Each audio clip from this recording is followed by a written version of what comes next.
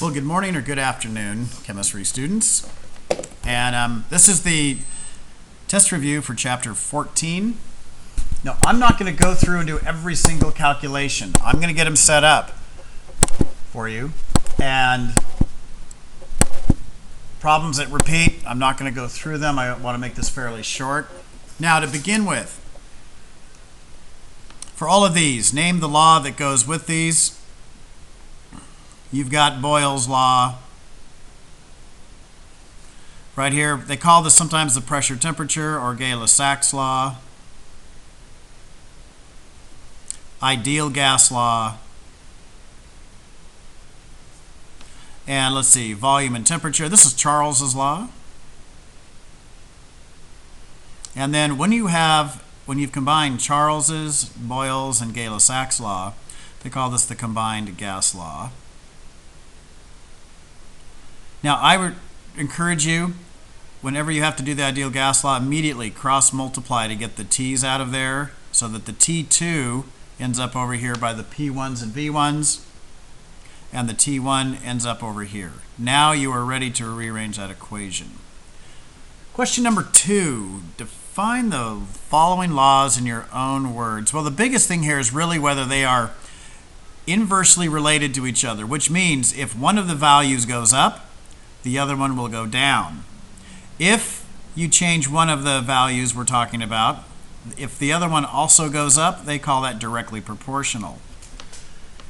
Now, to answer this one, I really think the best way to do this is the ideal gas law and the combined gas law. We're not going to ask you if they're inversely or directly because you have all the components in there.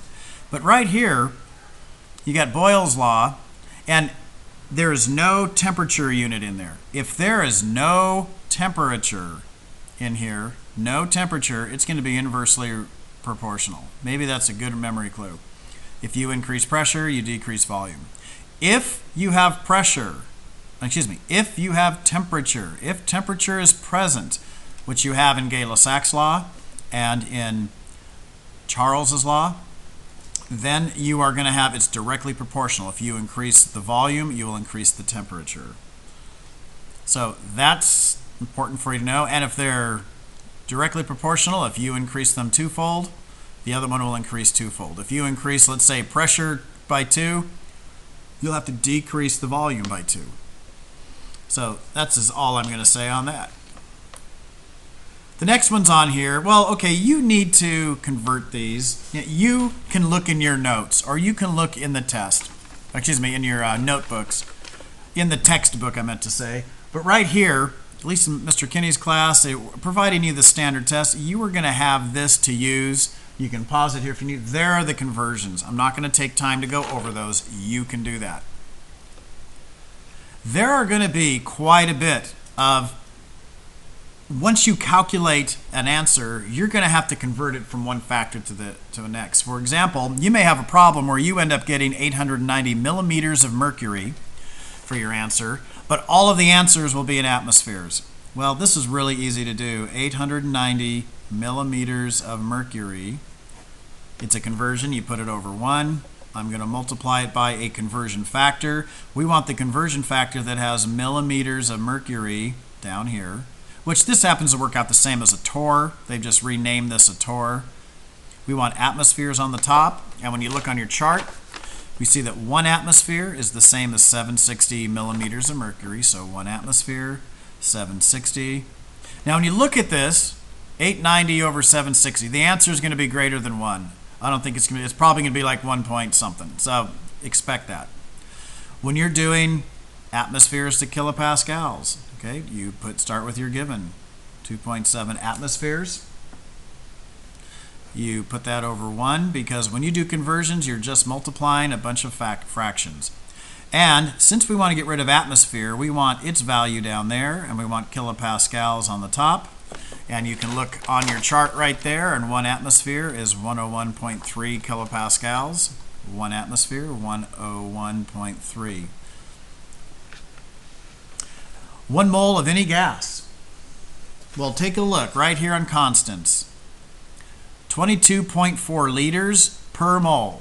It's listed right there. That's at standard temperature and pressure. So 22.4 liters. This periodic table reference sheet is your friend. Have it with you and you'll have it on the test. When you convert Celsius to Kelvin, you need to add 273. So you got 75 degrees. I'm going to add 273, and that's going to be 5 plus 8, 7 and 7 is 14, carry the 348 Kelvin. It's not degrees Kelvin, it's just Kelvin or kelvins if you like. Absolute zero. This is the temperature where basically kinetic energy equals zero. Molecules stop moving around. Gas molecules, you take away heat from them, they actually get closer to each other and closer, and by the time you reach 0 degrees, they're touching each other. There is zero volume behind them. Where they were a gas here, they have now become a solid or a liquid. So they are no longer a gas once you reach 0 Kelvin. So and that's known as absolute zero Kelvin. And so it's minus, so anyway, there you go. It's a temperature scale where all matter stops moving. And you have to convert all of these gas laws when you're working with them. You have to convert any temperatures we give you to Kelvin.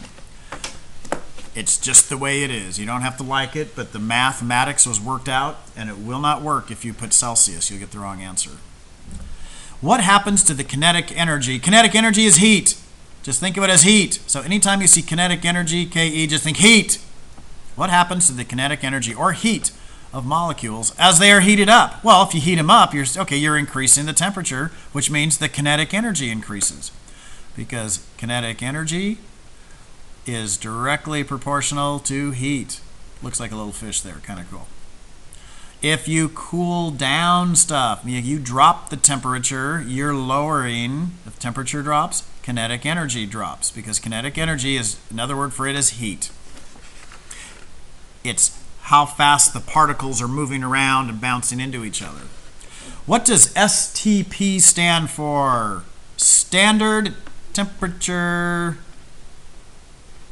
I'll abbreviate temperature and pressure. This basically are the conditions at sea level on a day that's like freezing cold, 0 degrees.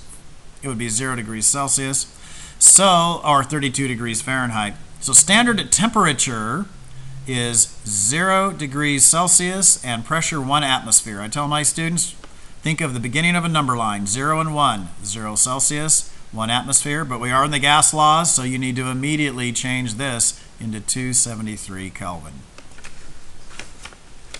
Let's go to the next page. Number 11, are solids, liquids, or gases easier to compress? Well, these first two cannot be compressed. They're molecules. If you could look at them, they're already touching. You cannot squeeze them together. So no! Gases are further apart. They have spaces, so you can squeeze them together to a point. So yeah, gases can be, yes, they can be compressed because there's space between them. There's spaces in between. Solids and liquids don't.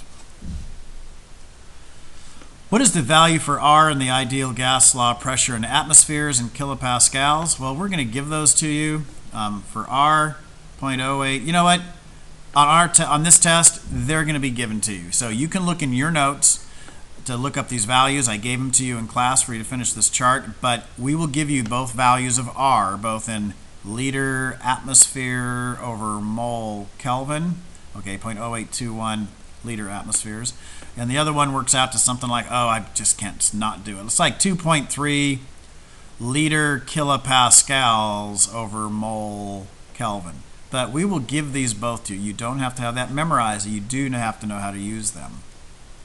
Why does the pressure inside a container increase if more gas is added to the pressure? So one of the things that'll cause pressure to increase, you've got, let's say we got 3 molecules of gas in there.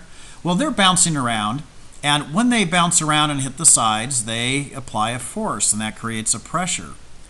If you add more gas particles. Now I'm going to add 3 more here, and there we'll do that in a red color, I guess. If we add 3 more molecules, okay, they are bouncing into each other faster. There's more impacts on the side. It will increase the pressure.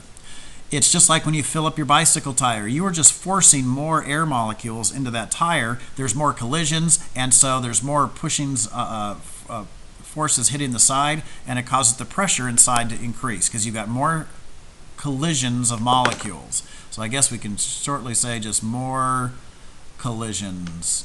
C-O-L-L-I-S-I-O-N. Collisions of molecules.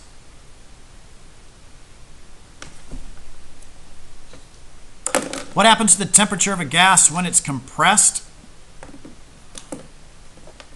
So what happens is, if you have a gas like air, if you are able to compress it, what's going to happen is you're going to eventually get it to be touching each other, okay, which means there's going to be no motion, which means there's no kinetic energy. So like no motion. If, let's say, you could get it completely to where they're touching, no motion, which means no kinetic energy. And kinetic energy is basically the same thing as heat. So there's basically no heat. We have reached 0 Kelvin, absolute 0. The temperature, if you can pull these together, the temperature is going to get really, really cold, because when these things stop moving around, the closer you get them, that's going to drop the temperature. What is kinetic energy? It's motion, and we can also think of it in chemistry as heat. It's the molecules moving around. What happens to the pressure of a gas if the temperature of the gas decreases? Well, we've got pressure and temperature. Anytime you have temperature involved, they are directly proportional. This is Gay-Lussac's law. So what happens if the temperature of the gas decreases? Okay, well, the question says, sorry, I drew this wrong. If the pressure decreases, because they're directly proportional, the temperature is going to decrease. There's less collisions of particles when you lower the pressure, so the temperature is going to go down, because every time you have a collision, it gives off some heat. What factors can cause an increase in the pressure of gas? Well, let's see. Increase pressure of gas, we can add more gas to it, okay, like filling your bicycle pump. Let's see. Pressure and volume, okay, those two are inversely related. And if we're trying to increase pressure, then we would have to, if you lower the volume. And let's see, pressure and temperature, well, temperature is involved, they're directly proportional. If you increase temperature, that will also increase pressure, which this question was asking about. But the other way, besides using the gas laws, if you add more gases in, you're going to increase the pressure because there's more collisions. What happens to the pressure of a gas if the temperature decreases? Well, pressure, temperature, okay. Well, didn't we just do that one before? What happens to the, if the temperature decreases, since temperature is involved here, it's going to decrease. Now remember, when I say that if temperature is there, they're directly related, that does not apply to the ideal gas law, right there, or the combined gas law, because you've got all 3 factors and they'll cancel each other out. It's just for the Boyles-Charles or Gay-Lussac's. If temperature is constant, okay, volume goes down by half. What happens to the pressure? Well, there's no temperature involved. They're opposite and or inversely, and the inverse of a half is 2/1. The pressure gets double the size. If volume of a gas is reduced from 10 liters to 2 liters, okay, so that's, see, 10 divided by 2 is 5. This is going down 5 times, or you can say it's becoming 1/5 the volume. How does the pressure of the gas change? Well, let's see, volume and pressure, and they're saying temperature is held constant, so temperature is not a factor. Well, there's no temperature involved here, so these are inversely related, and we just said the volume is going down by 1/5, 10 liters to 2. That means the pressure has to go up by the inverse of that, 5/1, or 5 times bigger. If a gas is heated, okay, what happens to the volume of the gas? So now we're talking temperature here. We're heating it. We're assuming we're increasing the temperature. We're asking what happens to the volume of the gas. We're saying pressure is not a factor. Well, temperature is involved in these two. They're both going to go up. How does pressure contain... Okay, we're looking for pressure. How does it change if the pressure and temperature, directly related because they have temperature involved. The pressure, how does pressure, if the temperature is increased? So if your temperature goes up, your pressure will also go up by the same factor. The opposite is true. If volume is constant, okay, pressure and temperature, are they directly or inversely related? If temperature is a factor, they are directly related. They will both factors would go up. If pressure stays constant, is volume and temperature directly or inversely? Well, temperature is involved. They are directly proportional. If they would both go the same direction. If you lower one, you'd lower the other. If temperature is constant, volume and pressure. Okay, we don't have temperature in here, so these are inversely related. So if you increase volume, you decrease pressure. Or if you decrease the volume, you would increase the pressure. So they're inversely related to each other. Let's see here now. We're getting to the first of some of our calculations. And a gas occupies this volume and that pressure. So I want you, on your test, I want you to put, okay, this is volume 1 at this pressure sub 1. What volume? You're looking for volume 2. Will it occupy at this new pressure 1? Well, our law for this is going to be, let's see, we got volume and pressure. This is Boyle's law. So you got P1 V1 equals P2 V2. We are solving for volume 2. That's what we need to get all by itself. So you need to divide both sides of the equation by P2. That lets it get rid of it over here, so we just have V2. And we got this there. So at this point, now just carefully put in, you just got to put that your volume 1 is 3, pressure 1, 12.3. You'll multiply those. And, oh, that's going to be kilopascals. This is going to be liters. And pressure 2 was 80 kilopascals. Okay, now 12 times 3. Okay, that's like 36, roughly. 36 divided by 80.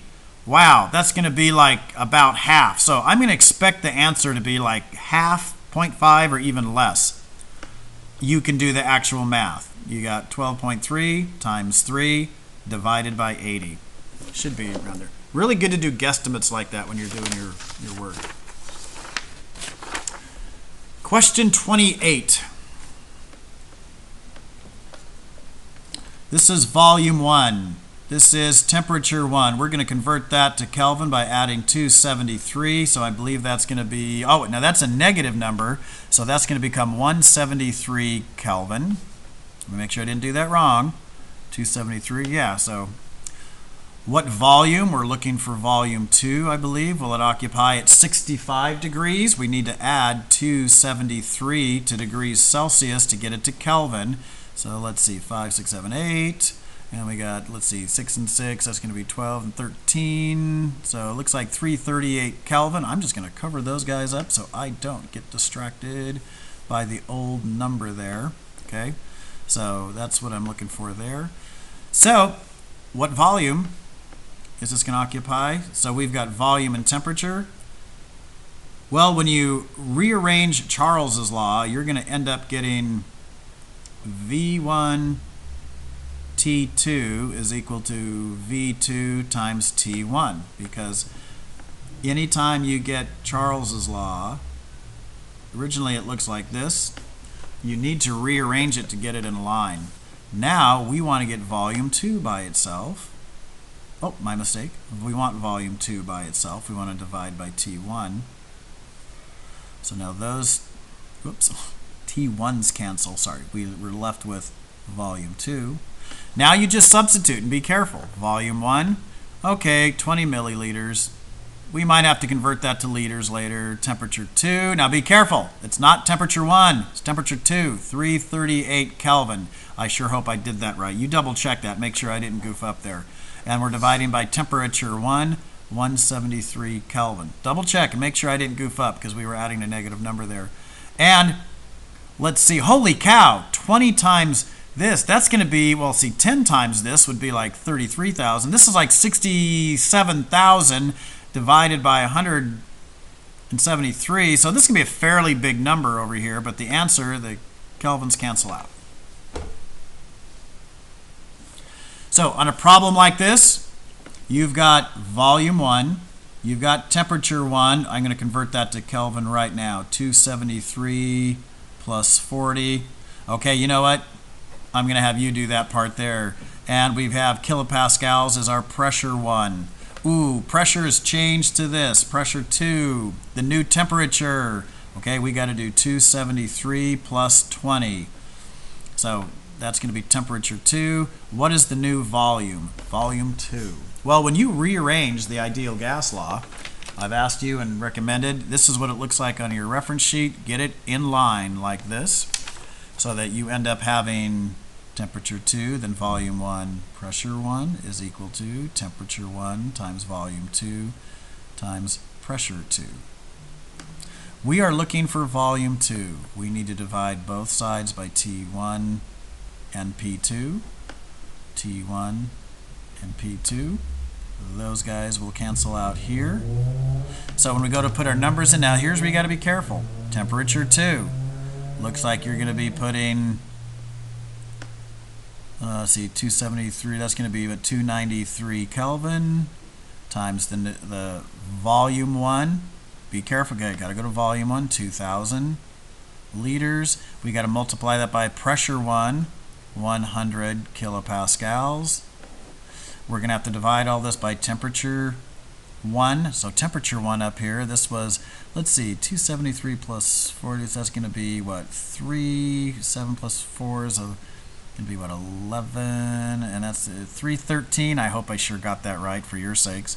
Okay, 313 Kelvin, and we got to multiply that by pressure 2, and the pressure is 40 kilopascals, 40 kPa.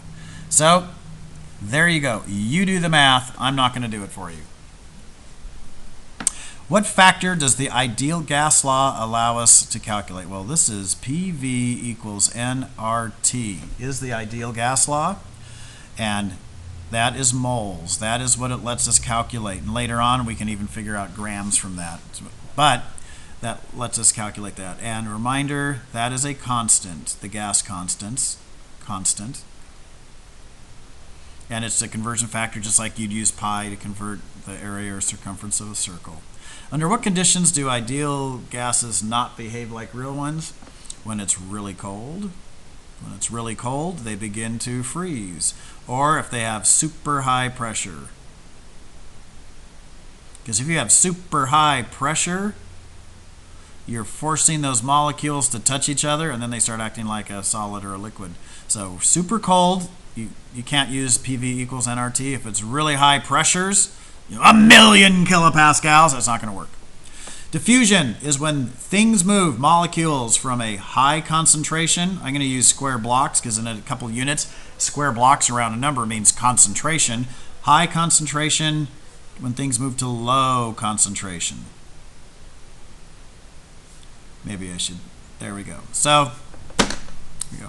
How is diffusion random? Well, diffusion's random in that these particles are going to randomly move, but what tends to happen when they bump into each other, they move away from each other, and eventually if you put a drop of, like, say, like, food coloring in a container, yeah, they're random motions, but they're going to randomly be moving away from each other. So in a way, in a sense, yeah, they're random, but they are directional, so that means they're not random. Just so. What is diffusion? It is diffusion through a tiny opening. For example, you've got a balloon, you've got helium. It can make its way slowly through little microscopic holes inside of that balloon. That's effusion. And if you have a really lightweight gas like helium, it can move really fast across the room. Something heavy like iodine gas, it's going to be much slower because it's heavier. It'll eventually get across the room, but it's not going to go very fast because it has such a high mass. Okay, in these problems, Okay, PV equals nRT. Look at this is like one of the easiest laws to work with. We're looking for moles, so you do have to divide both sides by RT.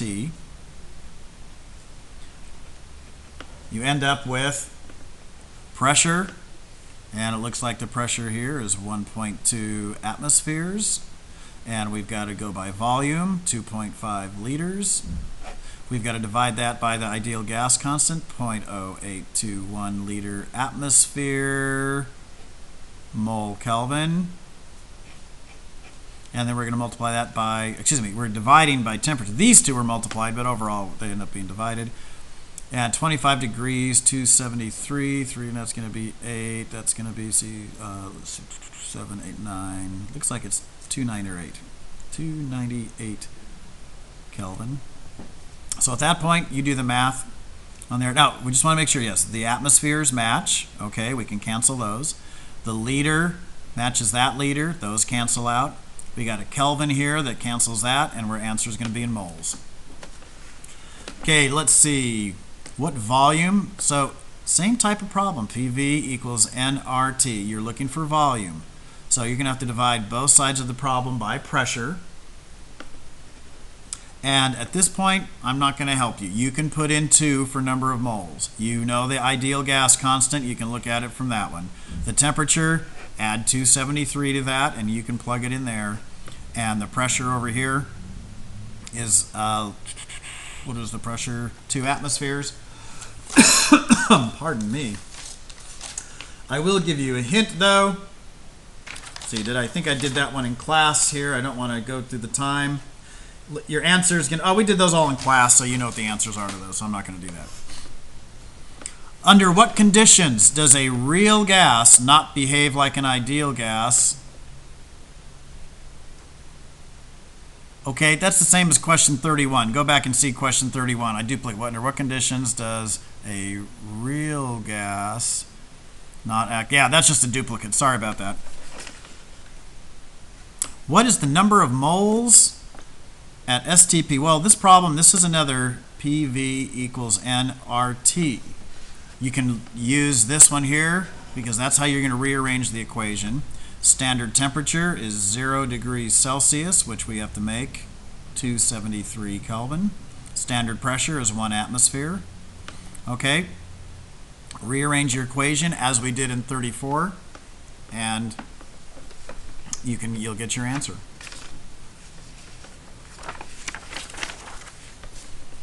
Question number 38. I notice right away it says moles, so this is going to be a PV equals nRT, the ideal gas law.